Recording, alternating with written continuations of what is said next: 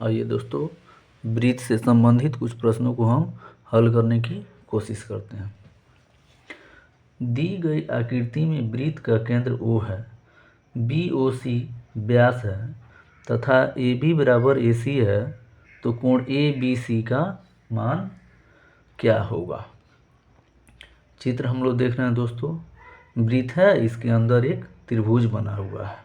ठीक है, सबसे पहले हम लोग देखते हैं कि निकालना क्या है हमें। कोण ABC का मान ज्ञात करना है। ठीक है, यानी हम लोग कोण B बताना है। चूँकि हम देखते हैं कि AB बराबर AC दिया हुआ है, ये AB हो गया, ये AC हो गया, ये दोनों बराबर है। हम लोग को पता होना चाहिए कि किसी भी त्रिभुज में बराबर भुजाओं के सामने के कोण बराबर होते हैं। यानी AB के सम्मुख कोण C है और AC का सम्मुख कोण B है, यानी कोण B और कोण C बराबर होगा। ठीक है, तो हम लिख देते हैं यहाँ पे, इसलिए कोण B बराबर कोण C।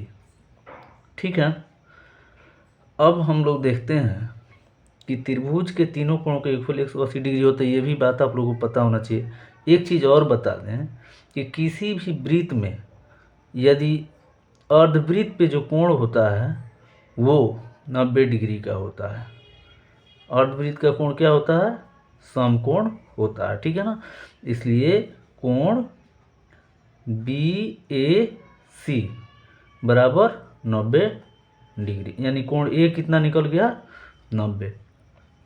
अब हम लोग को B कोण बताना है, तो हम लोग क्या करेंगे? जानते हैं हम लोग कि त्रिभुज के तीनों कोण जो होते हैं ना, इसका योगफल 180 डिग्री होता है। इसलिए कोण A जोड़ कोण B जोड़ कोण C बराबर हम 180 लिख सकते हैं। ओके, A का वैल्यू हमें पता है। देखिए यहाँ पे BAC यानी A का वैल्यू कितना है? 90 डिग्री है। हमने यहाँ 90 भर दिया।